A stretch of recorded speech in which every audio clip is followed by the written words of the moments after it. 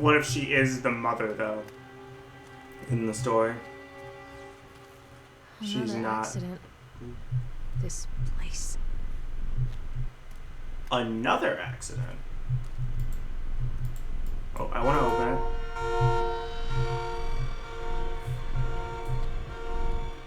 Should I not have done that? Why is your eye stabbed out? What is with eyes and being stabbed out?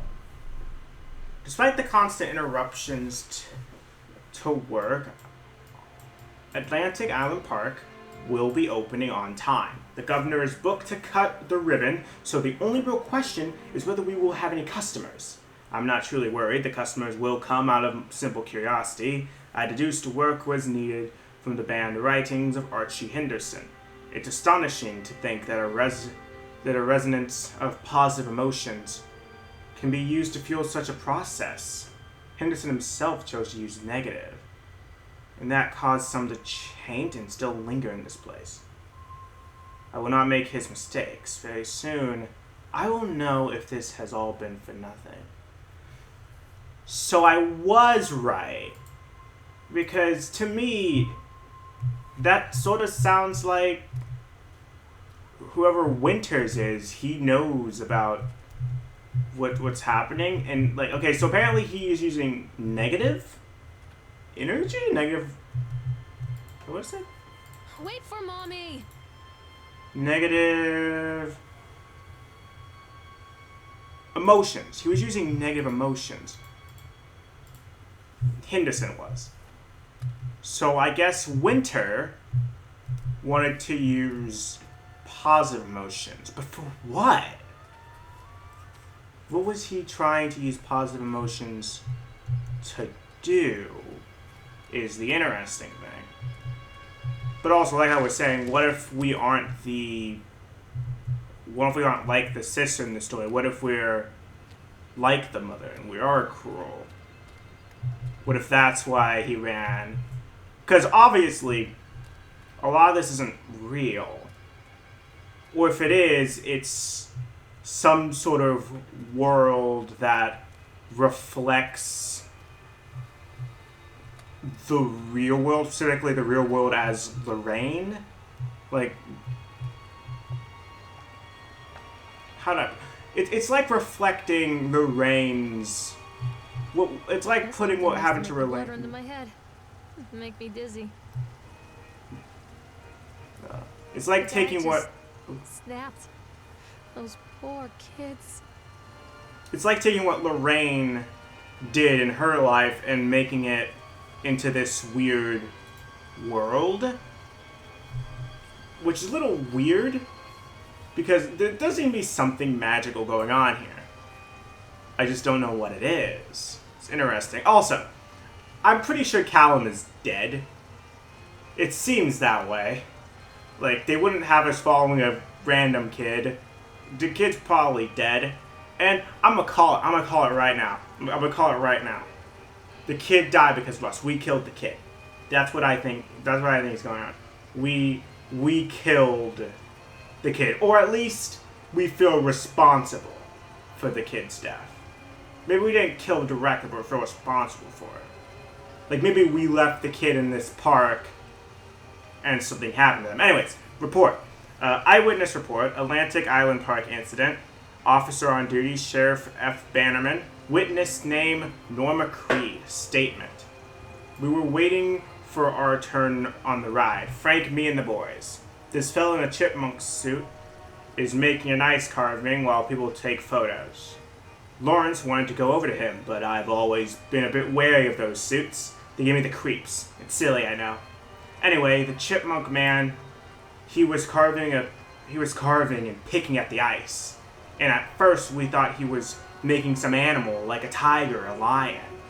But as more and more ice fell away, when you first looked at it, it was like a human face, smiling out of the block of ice.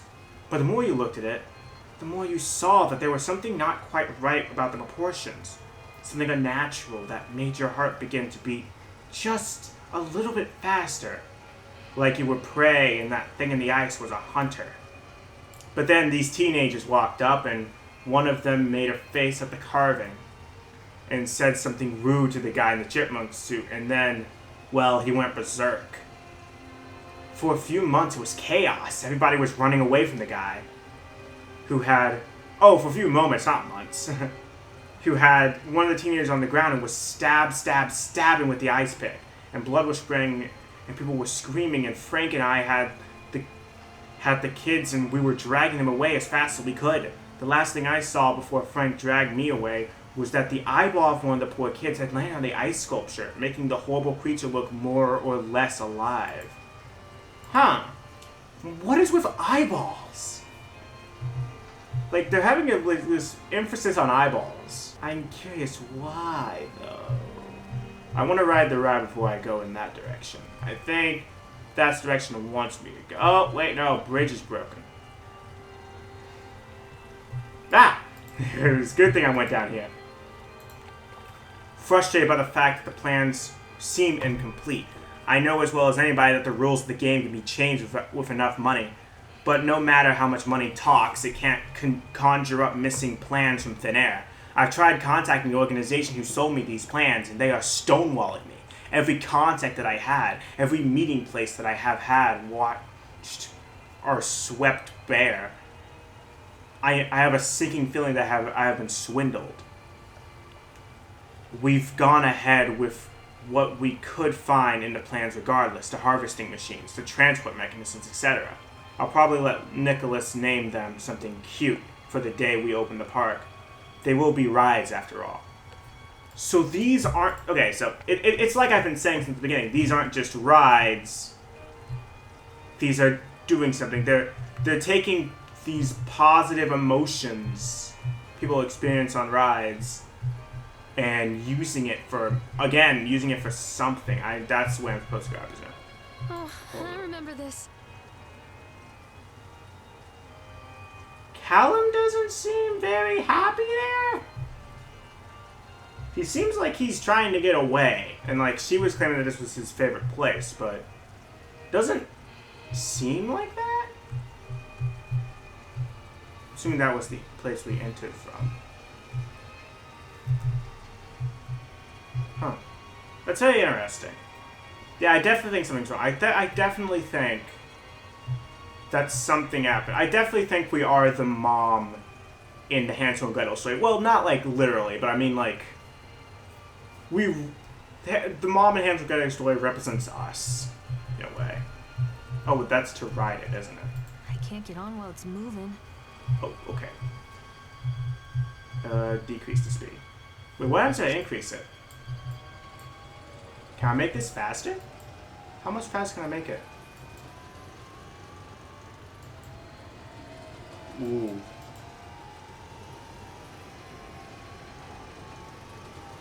Now that is okay. Let me decrease the speed.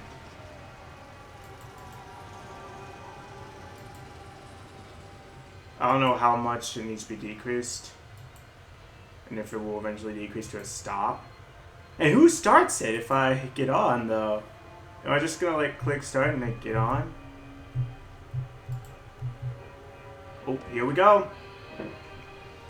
Let's ride. Woo. This whoa. I saw that. I saw that man. Who was he? He was wearing a top hat. Is that Nathaniel?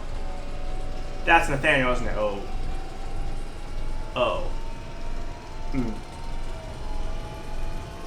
Yeah, I see that man down there. Ooh, the pounding.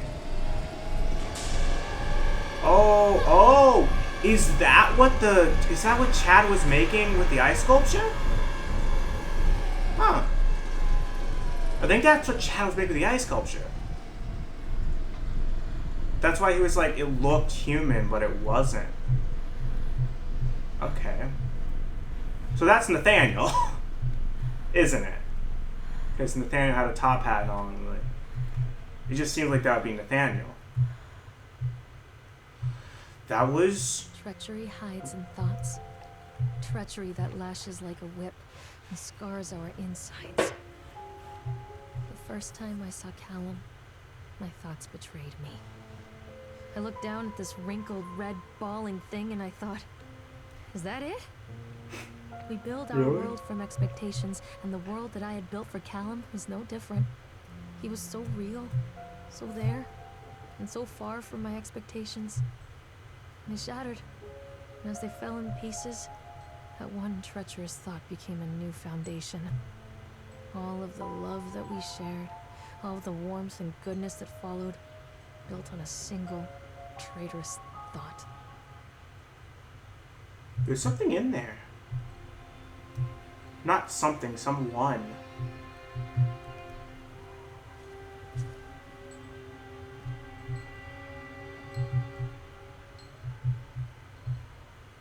I can't see from this side. Only from, like, the front. Oh, yeah.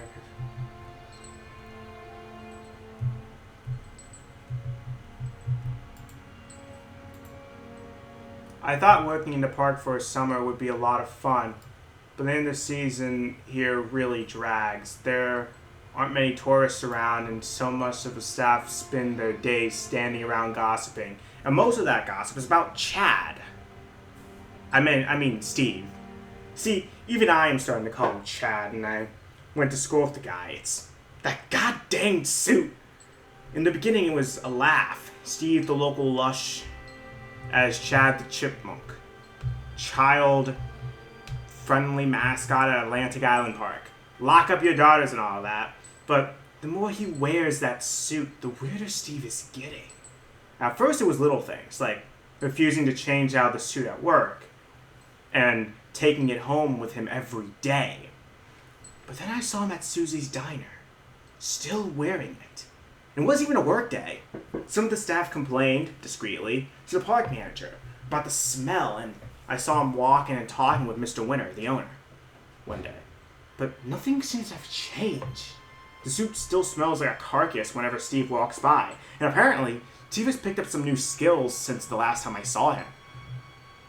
Pucking up a gutter outside Silk Coil Station, because he sure as hell can carve a mean ice sculpture. Those shapes he makes in the ice, though, they give me the creeps. Steve came by the booth today, lucky me, and he just hung around for a while. I couldn't really tell because of the suit, but it seemed like he was just staring at me, sizing me up, eyes me. Whatever he was doing, I asked him what he wanted, and he just stood there, not saying anything. Eventually, I called my supervisor, and when he came by, Steve wandered off.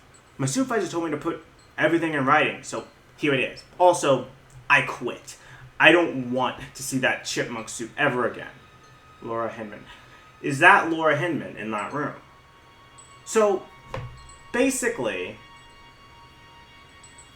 Steve is the person in the Chad suit. So is he like, when he put on the Chad suit, was he like kind of taken over by Winter? I assume that's the guy in the top hat.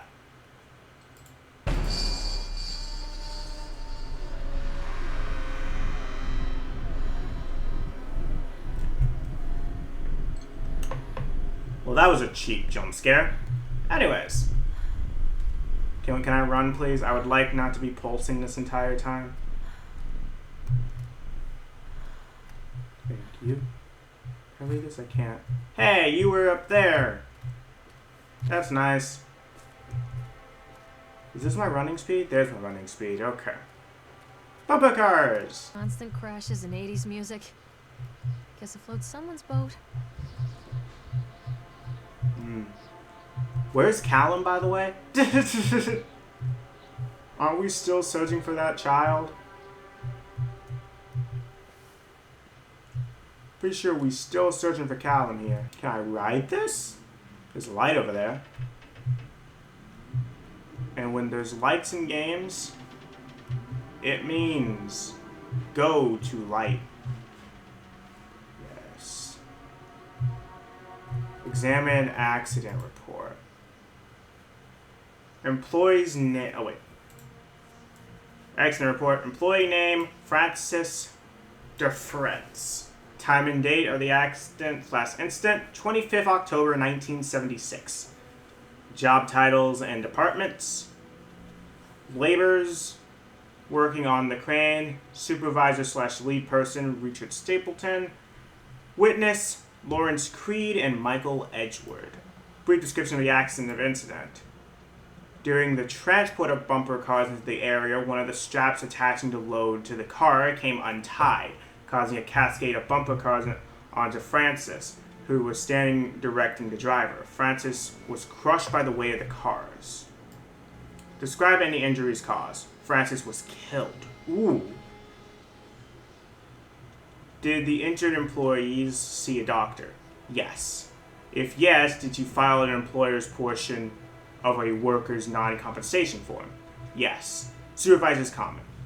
Dexter, the truck driver, claims to have seen someone on the back of the load undoing the straps. Nobody else reported seeing that. The sheriff has requested that Dexter provide them with urine samples. What could have been done to prevent this accident/incident? Double checking of the straps after transit should be mandatory, and drug screenings for all drivers. Have the unsafe conditions been corrected? No. Employer supervisor signature. Illegible signature.